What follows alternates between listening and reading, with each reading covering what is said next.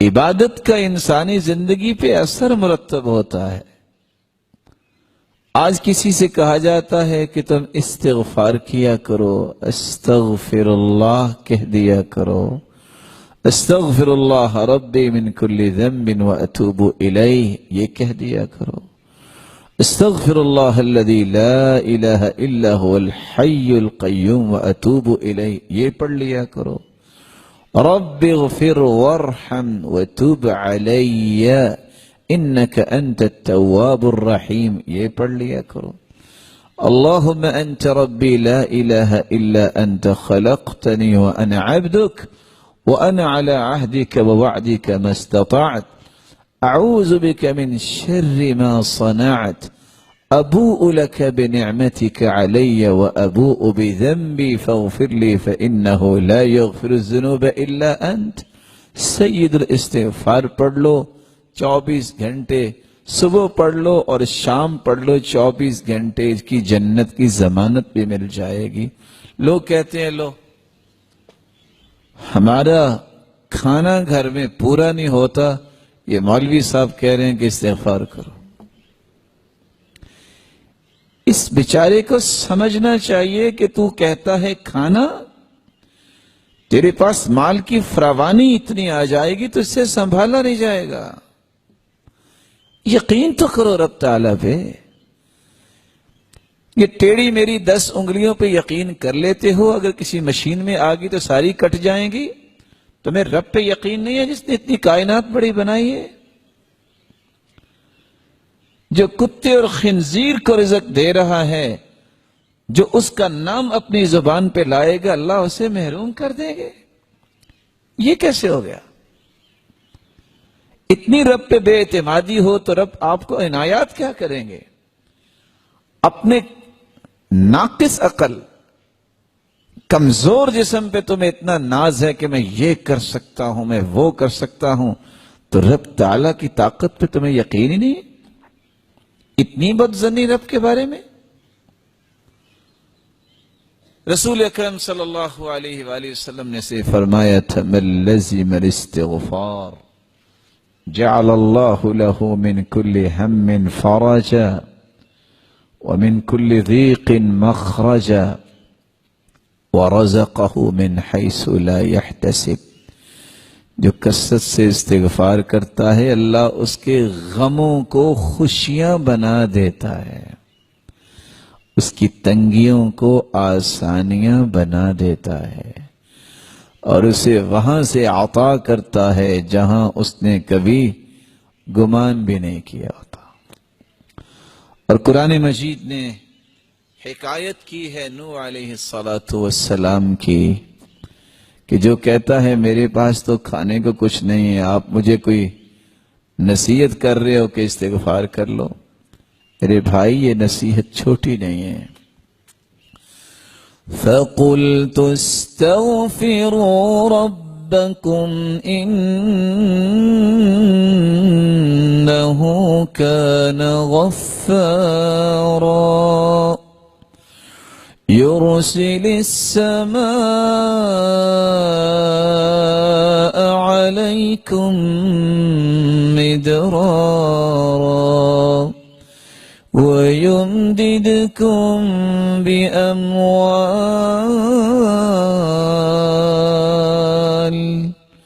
وَبَنِينَ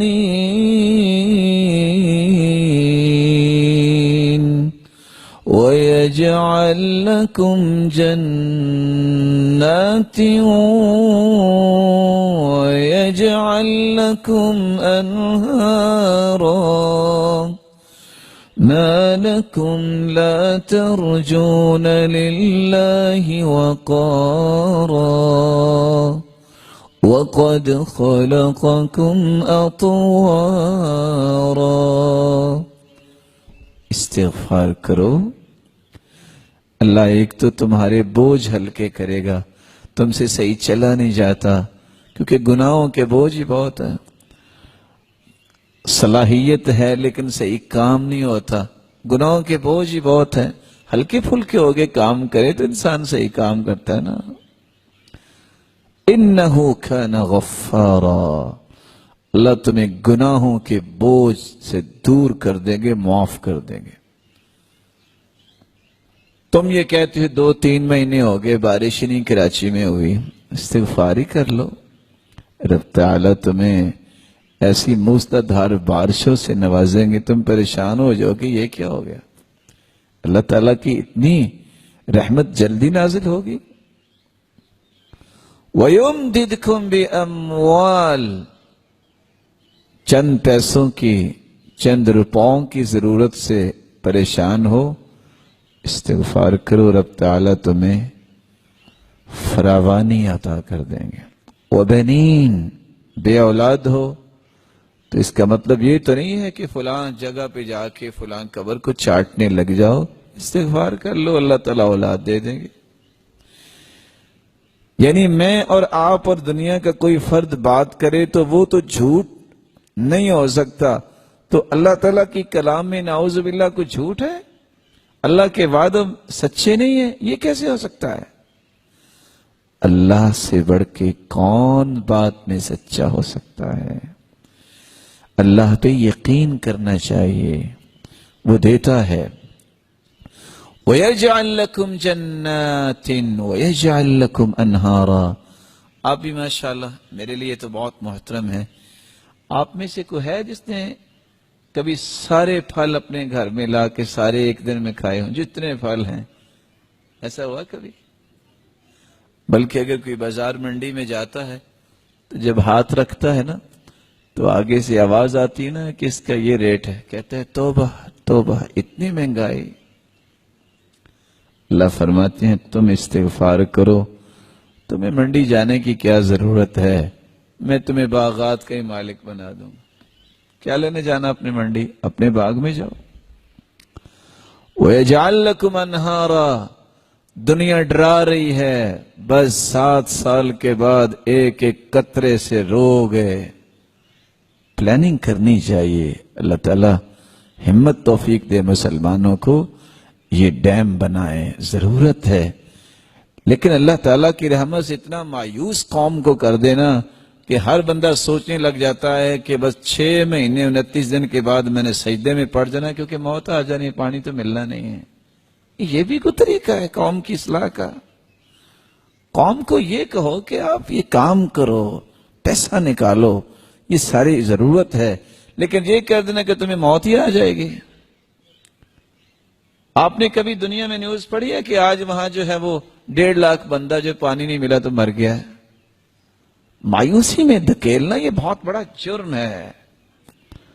اللہ کی رحمت سے مایوس ہونا چاہیے، کوشش کرنی چاہیے، ہمت کرنی چاہیے۔ اللہ فرماتے ہیں میں تمہارے لیے نہریں جاری کر دوں گا، تمہارے لیے نہریں جاری کر دوں گا، تم استغفار کرو۔ اصل بات یہ ہے، یہ ایسے اسرار ہیں شریعت کے، جس کے اندر یقین آ جائے نا، اللہ تعالیٰ دیتا اس کو ہے، دوسرے کو نہیں دیتا۔ وہ یزید بن مہران اپنے ماموں کے ساتھ باہر نکلتے تو ماموں کی عادت تھی اس کو دے دیا، اس کو دے دیا، اس کو دے دیا۔ وہ کہتے ماموں جان آپ لوگوں میں اتنا پیسہ بانٹتے ہیں تو آپ کا گزارا کیسے ہوتا ہے؟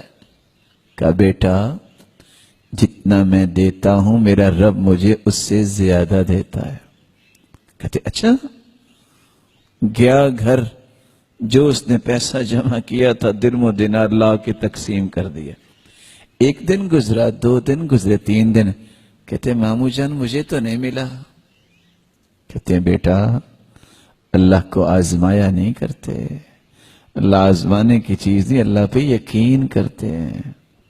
آپ یہ سمجھتے ہو کہ میں نے یہ کمیٹی ڈالی ہے تو چیک کرتا ہوں نکلتی ہے کہ نہیں، جب تک یقین نہیں ہوگا نہیں ملتا۔ آج یقین ختم ہو گیا ہے،